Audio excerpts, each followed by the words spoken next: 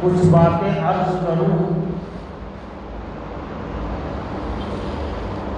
اللہ کے سب سے پیارے نبی، سب سے لاڈلے نبی، دلارے نبی، چہیتے نبی حضرت محمد رسول اللہ صلی اللہ علیہ وسلم کی تعریف میں نعت کے 2-3 اشعار آپ کو سناؤں گا۔ اس لیے آپ حضرات سے ادباً اور مخلصاً گزارش ہے کہ آپ حضرات نبی کریم صلی اللہ علیہ وسلم کی ذات اقدس پر پیار سے، محبت سے، شوق اور ذوق میں ایک مرتبہ درود پاک کا ہدیہ پاک پیش فرمائیں۔ اللہم صلی علی محمد وعلی آل محمد کما صلیت علی ابراہیم وعلی آل ابراہیم انکا حمید مجید۔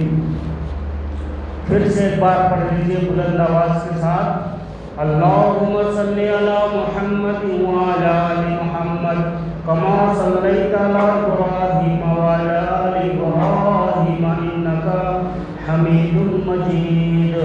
اللہم بارک علی محمد وعلی آل محمد کما بارکت علی ابراہیم وعلی آل ابراہیم انکا حمید مجید۔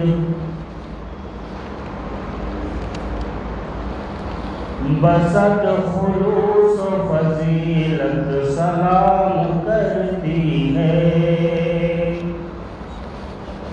بسط خلوص و فضیلت سلام کرتی ہے، بسط خلوص و فضیلت سلام کرتی ہے، میرے نبی کو نبوت سلام کرتی ہے، میرے نبی کو نبوت سلام کرتی ہے،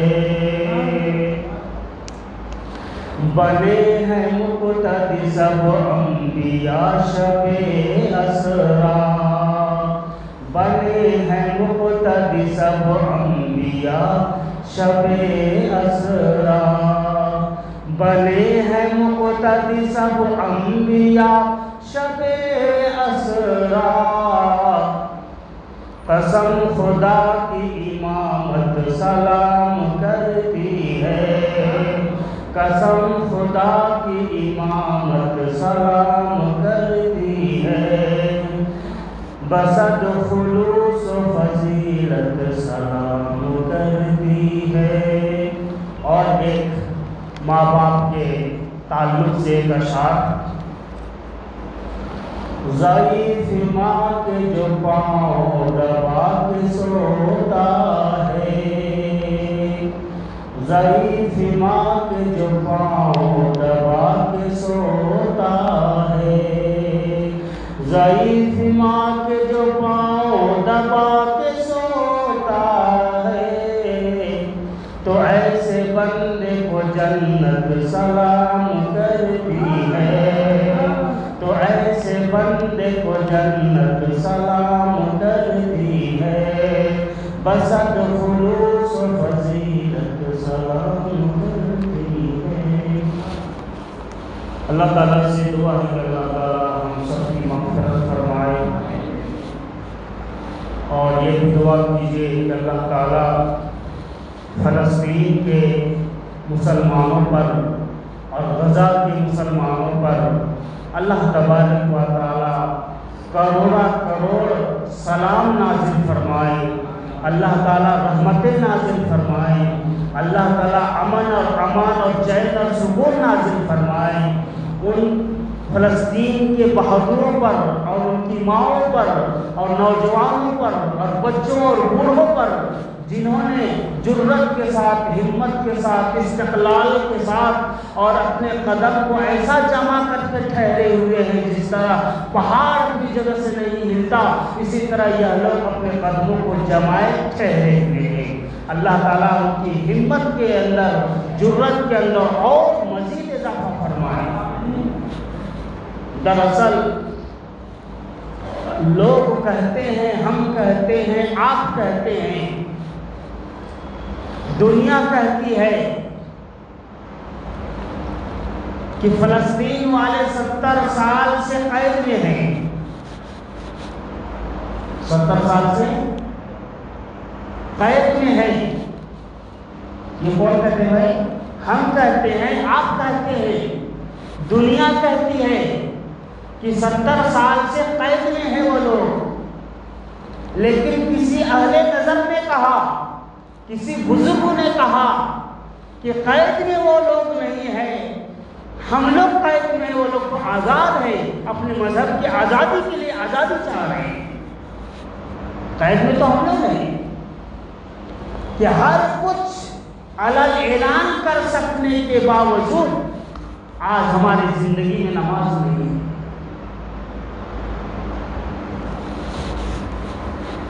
بہرکیف میں آپ حضرات کے سامنے ایک چھوٹی سی آیت تلاوت کی، بس اسی آیت کے اوپر تھوڑی سی بات کروں گا اور انشاءاللہ کچھ بات سمجھ میں آئے تو عمل کرنے کی کوشش کیجیے گا۔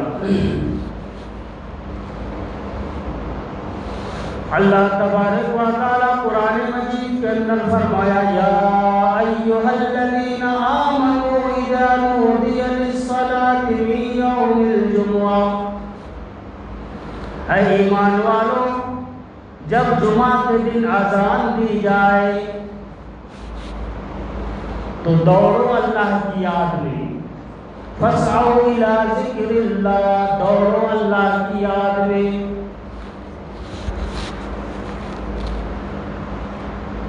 تو نماز کن لوگوں کے اوپر ہے؟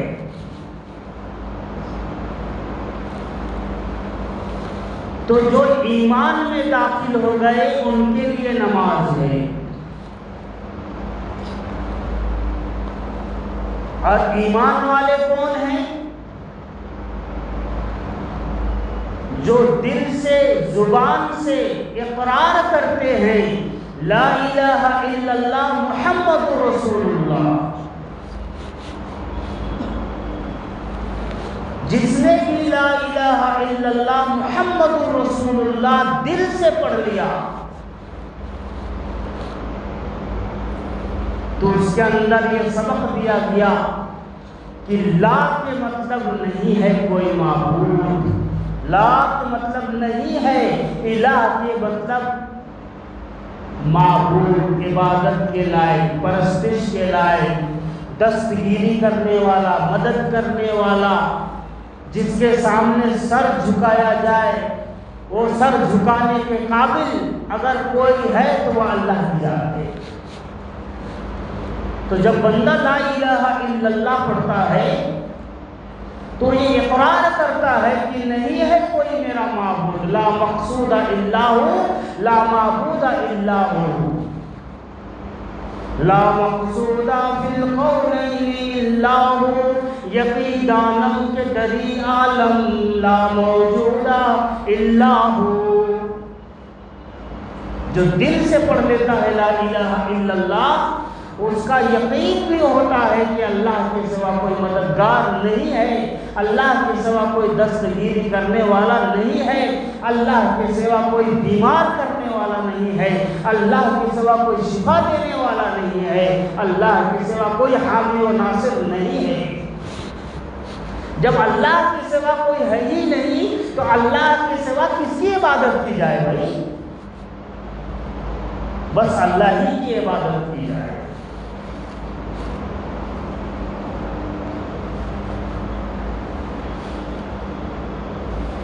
سب سے پہلے ہے ایمان، اور ایمان کے اندر جو لا الہ الا اللہ ہے یہ بہت بہت بہت قیمتی کلمہ ہے، بہت قیمتی کلمہ ہے۔ آپ اس کی قیمتی ہونے کا یقین آپ اس بات سے کر سکتے ہیں کہ اللہ تبارک و تعالیٰ نے کم و بیش اس دنیا کے اندر 1,24,000 انبیاء رسول پیغمبروں کو بھیجا، کتنے بھائی؟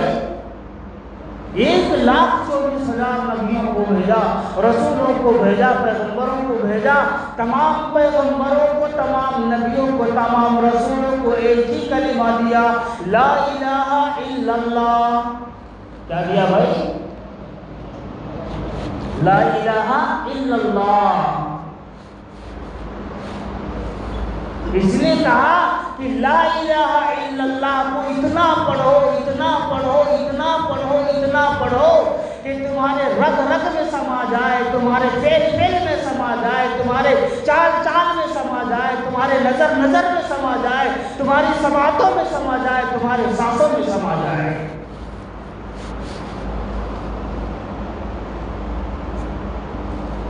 ایک مرتبہ موسیٰ کلیم اللہ علیہ السلام نے اللہ تعالیٰ سے پوچھا، پروردگار عالم کوئی ایسا کلمہ بتا دیجئے مجھے کہ جب میں اس کو پڑھوں تو سب سے اعلیٰ بن جاؤں، افضل بن جاؤں، میرا وظیفہ سب لوگوں سے آگے بڑھ جائے۔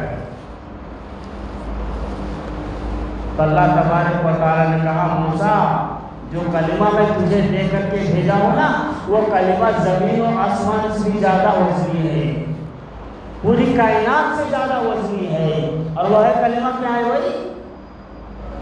سب کو آتا ہے بھائی، زور سے پڑھو ایک بار، کہ وہ بھی نہیں آتا ہے۔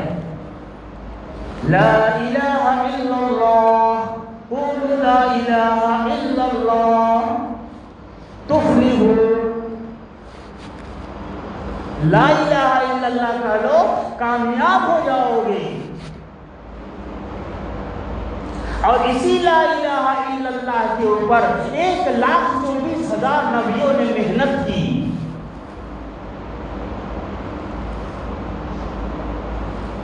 اللہ کو کون پہچانتا تھا؟ اللہ کو کون جانتا تھا کہ اللہ ایسی طاقت والا ہے، اللہ ایسا علم والا ہے، اللہ ایسا حکمت والا ہے، اللہ ایسا قدرت والا ہے، اللہ ایسا دستگیری کرنے والا ہے، اللہ سمندروں کے نیچے تہ میں جو جانور ہے اس کو پالنے والا ہے، اللہ ایسا ہے جو آسمان کے اوپر مخلوق ہے اس کو بھی روزی دینے والا ہے۔ کون جانتا تھا بھائی؟ اللہ ایسی حکمت والا ہے، طاقت والا ہے۔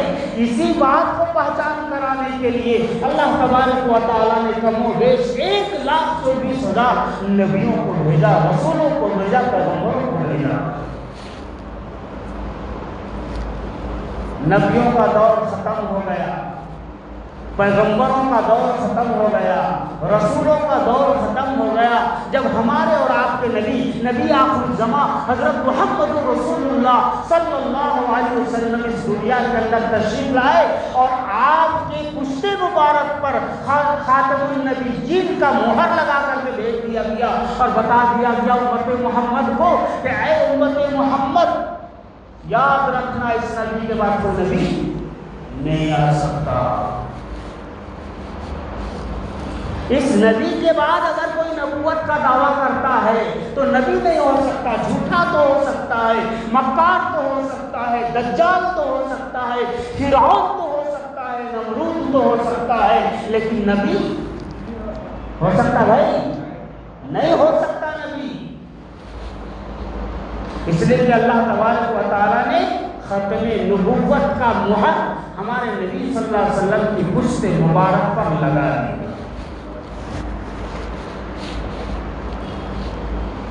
تو کتنے 1,24,000 کم و بیش انبیاءوں نے اسی کلمہ کو پڑھا، اور وہی کلمہ ہمارے نبی صلی اللہ علیہ وسلم نے ہم کو دیا۔ اب اس کلمہ کے پیچھے 1.25 لاکھ صحابہ کرام نے محنت کی۔ کتنے بھائی؟ 1.25 لاکھ صحابہ کرام نے محنت کی، اور ان صحابہ کرام نے، ان صحابوں میں سے بڑے بڑے اجلہ صحابہ ہیں۔ عمر فاروق ایک طرف ہیں، ابو بکر صدیق ایک طرف ہیں، عثمان غنی ایک طرف ہیں، علی المرتضیٰ ایک طرف ہیں، طلحہ ایک طرف ہیں، زبیر ایک طرف ہیں، عبیدہ ایک طرف ہیں، ابو ہریرہ ایک طرف ہیں، بڑے بڑے صحابہ۔ ان صحابہ کرام رضوان اللہ علیہم اجمعین نے کس چیز کے اوپر محنت کیا، کس چیز کو جاننے کے لیے انہوں نے سر بگرداں ہو گیا، گھر کو چھوڑ دیا، بال کو چھوڑ دیا، بیوی کو چھوڑ دیا اور لہلہاتی فصلوں کو چھوڑ کر کے راہ اللہ نکل پڑے؟ کس کے لیے بھائی؟ لا الہ الا اللہ کو جاننے کے لیے، لا الہ الا اللہ کو اپنے قلب کے اندر اتارنے کے لیے، اپنی تجارت کے اندر اتارنے کے لیے، اپنے کاروبار کے اندر اتارنے کے لیے، اپنی معاشرت کے اندر اتارنے کے لیے۔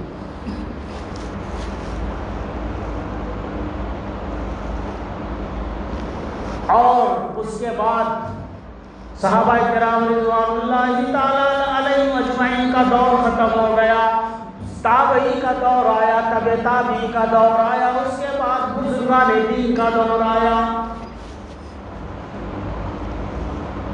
سید عبد القادر جیلانی رحمۃ اللہ علیہ جیسے جلیل القدر بزرگ پیدا ہوئے، خواجہ اجمیری معین الدین چشتی رحمۃ اللہ علیہ جیسے بزرگ پیدا ہوئے، حضرت نظام الدین اولیاء جیسے بزرگ پیدا ہوئے، مسعود امام غزالی رحمۃ اللہ علیہ جیسے بزرگ پیدا ہوئے، امام ابو حنیفہ جیسے بزرگ پیدا ہوئے، امام شافعی جیسے امام پیدا ہوئے، امام مالک جیسے مالک پیدا ہوئے، امام پیدا ہوئے۔ اور یہ لوگ کون تھے بھائی؟ یہ لوگ کون تھے؟ یہ قرآن کے اوپر غوطہ لگانے والے تھے، یہ قرآن کے اوپر تیرنے والے تھے، اور جس نے جیسا چاہا، جس طرح سے چاہا، جیسا جیسا غوطہ لگاتے گئے وہ لوگ سمندروں سے موتیاں نکالتے گئے۔ غواص بولے تو معلوم، غواص کس کو بولتے؟ غوطہ خور کس کو بولتے؟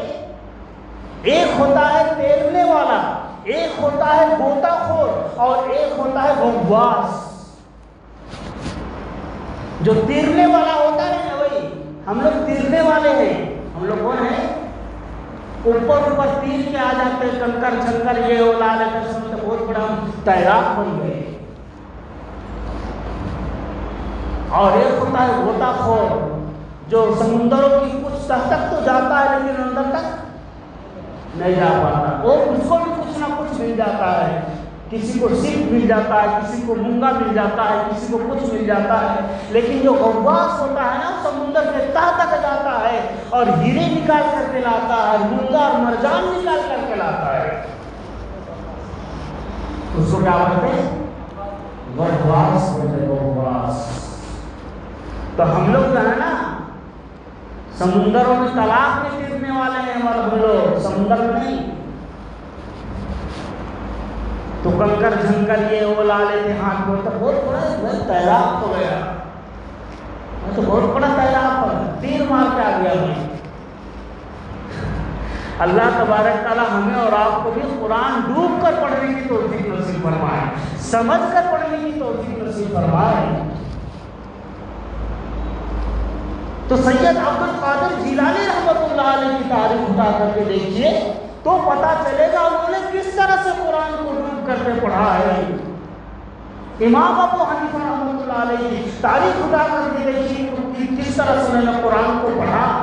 ان کی والدہ جب امام ابو حنیفہ رحمۃ اللہ علیہ پیٹ کے اندر تھے، ان کی والدہ کی پیٹ میں تھے، ان کی والدہ خواب دیکھتی ہے۔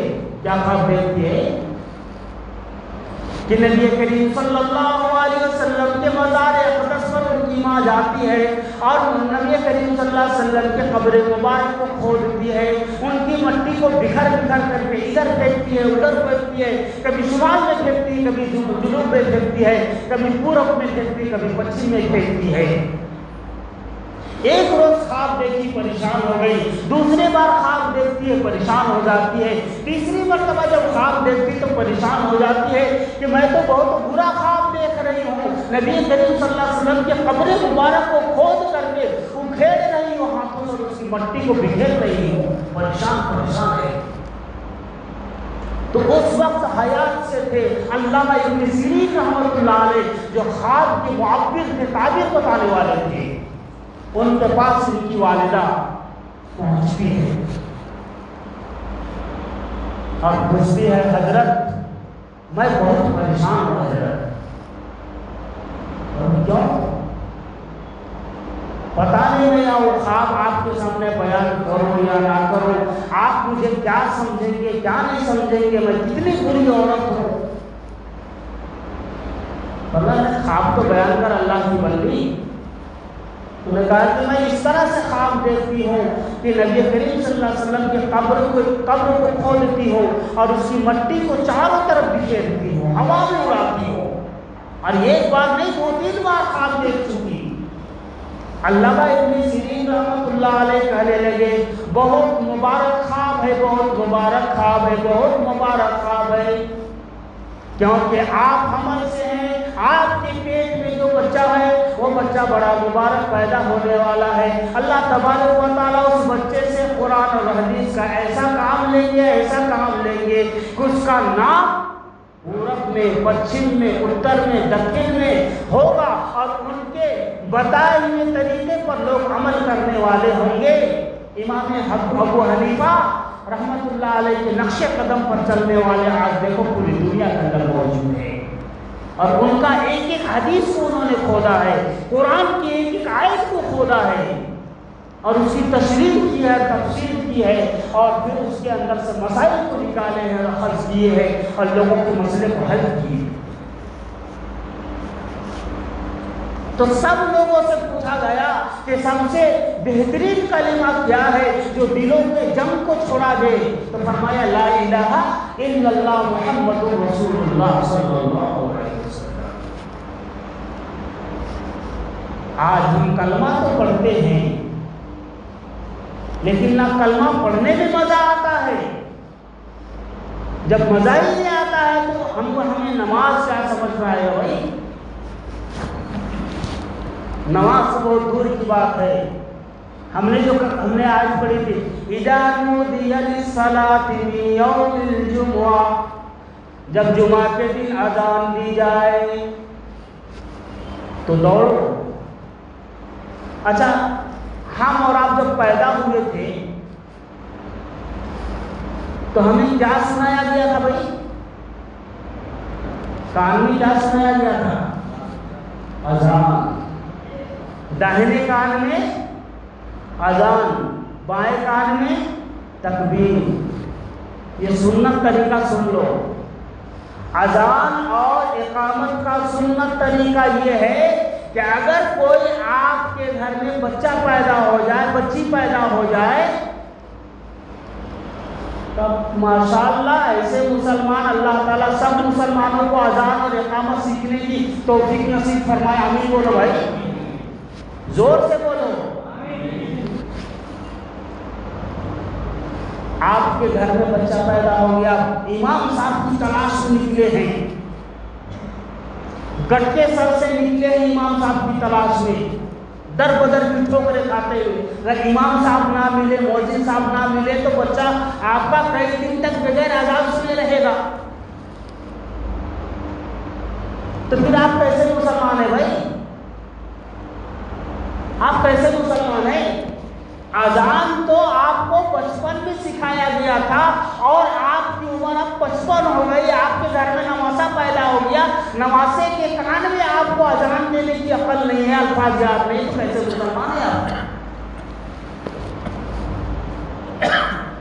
اب اگر اذان بھی یاد ہے تو سوچ میں پڑ رہا ہے کہ پہلے داہنے میں کان میں اذان دوں کہ بائیں کان میں اذان دوں، کھڑے ہو کر کے اذان دوں، بیٹھ کر اذان دوں، کیسا اذان دوں؟ سب کو پڑھنے ہے۔ قبلے کی طرف منہ ہونا چاہیے کہ مشرق کی طرف ہونا چاہیے کہ مغرب کی طرف ہونا چاہیے، شمال اور جنوب کی طرف کیسا ہونا چاہیے؟ یہ بھی مسائل نہیں معلوم۔ اللہ کے بندے، جس طرح سے اذان مسجد میں ہوتی ہے قبلہ رو ہو کر کے، کھڑے ہو کر کے، اسی طرح سے بچے کی پیدائش پر اذان دی جاتی ہے۔ لیکن ایک بات کا یاد یہ رکھنا ہے کہ جب آپ کان میں بھی انگلی اسی طرح سے ڈالنا ہے، قبلے کی طرف اسی طرح سے رخ کرنا ہے، اور باوضو ہو کر کے اذان دینا ہے۔ لیکن اب یہاں پر جس طرح مسجد میں اذان دی جاتی ہے اس طرح وہاں پر نہیں دینا ہے، اور دیکھیں تو بچے کا کان کا پردہ ہی ہو جائے گا، اور اتنا ہلو کے لیے بولنا ہے کہ بازو والے بھی نہیں سنائی دیا۔ کیا بھائی اذان دے رہے ہو تو تھوڑا بلند آواز سے دو کہ کم سے کم جو بچہ پیدا ہو کر کے دنیا میں آیا ہے اس کے کانوں تک آواز پہنچ جانی چاہیے. تو بچہ لے کر ٹھہرنے والا ایسا ٹھہرے کہ اذان دینے والے کے منہ کے پاس دایاں کان ہو, سیدھا کان ہو. جب سیدھا کان میں اذان ہو جائے تو بچہ کو پلٹا دو کہ اس کے بائیں کان میں تکبیر بولی جائے. اور اسی طرح سے جو ہے یہ اذان ہے بچوں کو اذان دینے کا سنت اور صحیح طریقہ جو ہر ایک مسلمان کو یاد ہونی چاہیے. اور سب سے خوشی کی بات یہ ہونی چاہیے کہ میرا بچہ پیدا ہوا ہے, میری بچی پیدا ہوئی ہے تو باپ کو اذان دینی چاہیے. اب یہ الگ بات ہے اگر کہ کوئی جو ہے کسی مولانا کو چاہتا ہے, امام کو چاہتا ہے اور وہ یہ چاہتا ہے کہ ہمارے امام صاحب اذان دیں اور مؤذن صاحب اذان دیں, یا کوئی بزرگ آدمی فرصت ان کو ہے, وقت ہے ان کے پاس, ان سے پوچھ کر کے اجازت لے کر کے اگر حضرت آپ کے پاس وقت ہے, ٹائم ہے, تو میری خواہش ہے, میری دلی تمنا ہے کہ آپ میرے بچی کے کان میں اذان دیں, آپ میرے بچے کے کان میں اذان دیں. میری آرزو ہے اگر آپ کے پاس وقت ہو تو میں آپ کو لینے آ جاؤں. اس طرح سے پوچھ کر کے کرنا چاہیے. اور اگر ان کے پاس وقت نہیں ہے تو ناراض بھی نہیں ہونا ہے. کرے اب میری بات امام صاحب ٹھکرا دیے, مؤذن صاحب ٹھکرا دیے, اب آئندہ چندہ کرنے آئیں گے نا جب بتاؤں گا میں انہیں. بچے کی اذان دینے کے لیے تو آپ آئے نہیں کہ چندہ لینے کے لیے تب آ گئے آپ ماشاء اللہ سے دے رہے ہیں 50 روپے چندہ, اور اس میں جو ہے یہ سوچ کر کے بیٹھا ہوا یہ بندہ. اللہ تعالیٰ حفاظت فرمائے اسی سوچ سے. اللہ تعالیٰ ہماری سوچوں کو پاک فرما دے. آمین بولو بھائی. تو اذان, تو بچپن میں اذان سنائی گئی تھی ہمیں اور آپ کو. جب 4-5 سال ہو گئے اس وقت سے اذان سن رہے ہیں ہم, اور آج 30 سال ہو گیا, 40 سال ہو گیا, پھر اذان اب تک نہیں آیا. اگر کوئی گانا ریکارڈنگ پر بج رہا ہے جس کی آواز بہت اچھی ہے تو آواز کے ساتھ ساتھ گانے کے الفاظ بھی اسے یاد ہو جائیں گے اور تنہائی میں بڑے مزے لے کر کے وہ گانا گائے گا. تو کیا ہماری اذان اتنی خراب ہے؟ ہمارے نبی صلی اللہ علیہ وسلم نے جو اذان سکھائی ہے وہ الفاظ اتنے خراب ہیں کہ آج تک آپ کو اذان یاد نہیں ہو سکا. اللہ کے رسول کملی والے آقا حضرت محمد رسول اللہ صلی اللہ علیہ وسلم فرماتے ہیں جہاں جہاں تک اذان کی آواز جاتی ہے شیطان وہاں سے بھاگ جاتا ہے. ارے کبھی کبھی اپنے گھر میں کھڑا ہو کر کے اذان دے دیا کرو بھائی.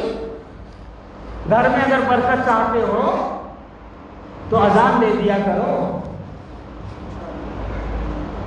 کبھی دیے ہیں بھائی آپ اور آپ اذان نہیں دیے, اور ہم برکت چاہ رہے ہیں کہ مولوی صاحب کوئی ایسا تعویذ دیجیے کہ بس برکت ہی برکت ہو. دکان کھولتے ہی گراہکوں کا جو ہے لائن لگ جائے یہاں سے وہاں تک, ایسی تعویذ بنا کے دیجیے مولوی صاحب. اب مولوی صاحب بولے کہ بہت اچھا بکرا آیا ہے, چلو ٹھیک ہے 1100 1 روپیہ لا لو, اچھی تعویذ بنا کے دے دوں گا. محترم دوستو ٹھیک ہے, آپ اگر دعا چاہتے ہیں تو دعا سیکھ کر کے خود پڑھیے, سورہ ناس پڑھیے, سورہ فلق پڑھیے, سورہ فیل پڑھیے. ان سوروں کو اگر پڑھ کر کے دکان کھولیں گے انشاءاللہ العزیز آپ کی دکان چلنا شروع ہو جائے گی. اور اگر آپ اپنی روزی کو بلانا چاہتے ہیں, آپ اپنی روزی کے اندر برکت چاہتے ہیں تو ایک کام کریے گا, کریں گے بھائی انشاءاللہ. ہر کون چاہتے ہیں ہمارے گھر میں برکت ہو, ہاتھ کھڑا ہو.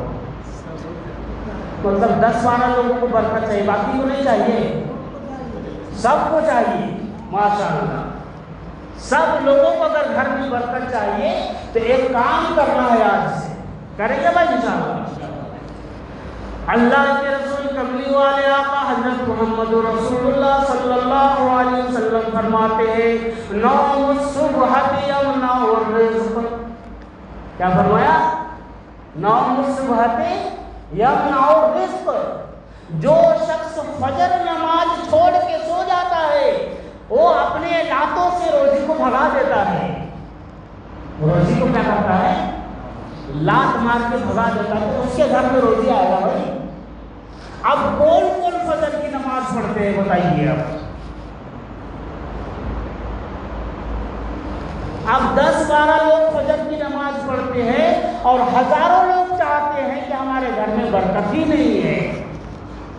اگر محترم دوستو ہزاروں لوگ نماز پڑھنے والے ہوتے، ایک آدھ دو آدمی اگر نماز نہیں پڑھتا تو ہزاروں کی برکت سے وہ ایک بھی نماز پڑھنے والا ہو جاتا. لیکن یہ ہزاروں بے نمازی ہے اور ہزاروں بے نمازی کے بیچ میں 2-4 اگر نمازی ہے تو کل چل کر کے یہ بھی بے نمازی ہو جائے. اللہ حفاظت فرمائے. تو سارے لوگ فجر کی نماز پڑھنے والے بن جائے، آپ کے گھر میں روزی اچھلتا ہوا آئے گا، دوڑتا ہوا آئے گا، بھاگتا ہوا آئے گا، برکت ہی برکت لے کر کے آئے گا، اللہ کی نعمتوں کو لے کر کے آئے گا اور اللہ کی برکتوں کو لے کر کے آئے گا، اللہ کی سلامتی کو لے کر کے آئے گا اور اللہ تعالیٰ اپنا سکینہ ڈال کر کے بھیجے گا اس روزی کے اندر. جب وہ روزی تم کھاؤ گے تو سکون ملے گا، وہ روزی تم کھاؤ گے برکت ملے گی، وہ روزی تم کھاؤ گے تو بیماریوں سے شفا ملے گی میرے بھائی. تو انشاءاللہ آج کے بعد فجر کی نماز قضا نہیں کریں گے بولیے انشاءاللہ. تو یا ایھا الذین آمنوا اذا نودی للصلاۃ من یوم الجمعہ. اب اذان پر بات ہوئی تو ایک بات بول کر کے ختم کر دیتا ہوں. اذان میں اللہ اکبر کتنی بار بولا جاتا ہے بھائی؟ 6 بار. کتنے بار؟ 6 مرتبہ اللہ اکبر بولنے کا مقصد آپ لوگ جانتے ہیں؟ نہیں جانتے؟ آپ سن لو، دماغ میں بیٹھا لو. پہلا 4 مرتبہ اللہ اکبر اللہ اکبر، یہ ایک سانس میں پڑھنا ہے اور 2 مرتبہ بولا جاتا ہے. پھر اللہ اکبر 4 مرتبہ ہو گئے. تو مشرق والوں، مغرب والوں، شمال والوں، جنوب والوں، چاروں طرف 4 سمت ہے نا بھائی. تو چاروں سمت والوں کو کہا جا رہا ہے مشرق والوں سن لو، مغرب والوں سن لو، جنوب والوں سن لو، شمال والوں سن لو. اللہ اکبر، اللہ بڑا ہے، اللہ بڑا ہے، اللہ بڑا ہے، اللہ بڑا ہے. کیا ہے؟ اللہ بڑا ہے. اس کے بعد کہا گیا اشہد ان لا الہ الا اللہ. اشہد ان، بہت سارے لوگ بولتے اشہد اللہ، ان نہیں بولنا ہے. ان الف کو سیدھے لام میں ملا دینا ہے. اشہد ان لا الہ الا اللہ. کتنے بار بھائی؟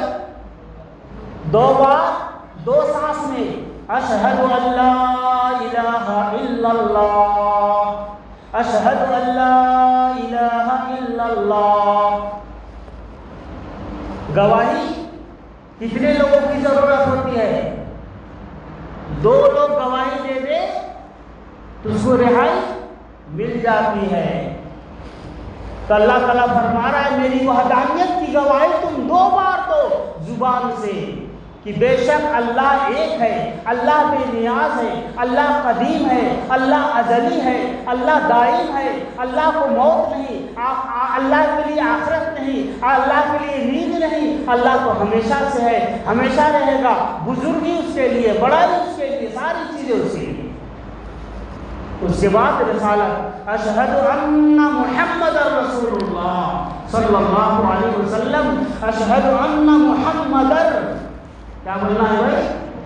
محمد رسول اللہ صلی اللہ علیہ وسلم. یہ 2 بار. اس کے بعد حی علی الصلاۃ، حی علی الصلاۃ، حی علی الفلاح، حی علی الفلاح. اب حی علی الصلاۃ میں دائیں طرف چہرہ پھیرنا ہے، حی علی الصلاۃ. اب ایسا نہیں کہ پورا رخ موڑ کر پھر جا کے ادھر کے پورا لوگ دکھ جائے، صرف یہ چہرہ پھیرنا ہے، حی علی الصلاۃ، حی علی الصلاۃ. اس کے بعد حی علی الفلاح، حی علی الفلاح. اذان سننے والا اللہ اکبر بولے، یعنی سیم کلمات جیسا جیسا مؤذن صاحب کہتے جا رہے ہیں ویسے ویسے جواب دینا ہے. فرق کہاں کرنا ہے؟ حی علی الصلاۃ اور حی علی الفلاح میں. حی علی الصلاۃ میں کیا بولنا ہے بھائی؟ لا حول ولا قوت الا باللہ. اس کا مطلب کیا؟ ارے یہ تو مولوی صاحب تو بڑا خطرناک بات بول رہے بھائی، اذان کے الفاظ میں لاہور پڑھو بول رہے، لاہور پڑھو بول رہے. اس کا مطلب کیا بھائی؟ لا حول ولا قوت الا باللہ. مؤذن کے الفاظ سنو، مؤذن کہتا ہے حی علی الصلاۃ، آؤ نماز کی طرف، آؤ نماز کی طرف. یہ بندہ بیٹھا ہوا ہے کہتا ہے بے شک میں نماز نہیں پڑھ سکتا، بے شک میں برائی سے نہیں بچ سکتا، لیکن اگر اللہ کی توفیق ہوئی تو میں نماز کو بھی پڑھوں گا اور برائی سے بھی بچوں گا. اس لیے کہتا ہے لا حول ولا قوت الا باللہ. اس لیے کیا مطلب ہے؟ لا حول ولا قوت الا باللہ. اس کے بعد اللہ اکبر، اللہ اکبر. زمین والوں، آسمان والوں، کتنے ہو گئے؟ 6 ہو گئے. پورب والوں، پچھم والوں، اتر والوں، دکن والوں. اللہ اکبر، اللہ اکبر. زمین والوں، آسمان والوں، سارے کے سارے سمت والوں، اوپر والوں، نیچے والے، سب سن لو اللہ بڑا ہے، اللہ بڑا ہے، اللہ بڑا ہے. اور اخیر کے اندر کہا گیا لا الہ الا اللہ، کہ اللہ کے سوا کوئی معبود نہیں، اللہ کے سوا کوئی دستگیری کرنے والا نہیں. تو اذان کے الفاظ اس طرح کہیں گے، لیکن اقامت کیسا کہیں گے بھائی؟ اقامت کے اندر ایک ہی سانس میں 4 مرتبہ اللہ اکبر. اب اقامت نہیں پڑا طرز کے ساتھ، یہ صحیح نہیں. اقامت جلدی جلدی بولنا ہے، اللہ اکبر، اللہ اکبر، اللہ اکبر، اللہ اکبر. اس کے بعد اشہد ان لا الہ الا اللہ، اشہد ان لا الہ الا اللہ. اس کے بعد اشہد ان محمد رسول اللہ، اشہد ان محمد رسول اللہ، ایک ہی سانس میں. اس کے بعد حی علی الصلاۃ، حی علی الصلاۃ، حی علی الفلاح، حی علی الفلاح. اس کے بعد قد قامت الصلاۃ، ایک سانس میں، قد قامت الصلاۃ، ایک سانس میں، 2 سانس میں. قد قامت الصلاۃ، قد قامت الصلاۃ. اس کے بعد اللہ اکبر، اللہ اکبر، لا الہ الا اللہ. یہ سنت طریقہ ہے. اذان دینے کا بہت لوگوں کو بہت شوق ہوتا ہے، بہت اچھی بات ہے، شوق ہونی بھی چاہیے. اس کے اوپر آئندہ میں انشاءاللہ واقعہ سناؤں گا، وقت نہیں ہے. لیکن اذان کو دینے سے پہلے کسی عالم سے، مؤذن صاحب سے پوچھ لو کہ کیسا اذان دیا جاتا ہے. اذان کے لیے 12 سنتیں ہیں. کتنے بھائی؟ 12 سنتیں ہیں. وہ سنتوں کو یاد کر لو. انشاءاللہ ایک سنت میں بتاؤں گا آئندہ جمعہ. وہ 12 سنتوں کو یاد کرنے کے بعد اب جو بھی ہماری مسجد میں اذان دے گا سب سے پہلے اسے سنت سنانا پڑے گا، اس کے بعد اذان دینی ہوگی. اس کو انشاءاللہ سیکھیں گے بھائی. اللہ تبارک تعالی ہم کو، آپ کو، سب کو عمل کی توفیق نصیب فرمائے. وآخر دعوانا الحمدللہ.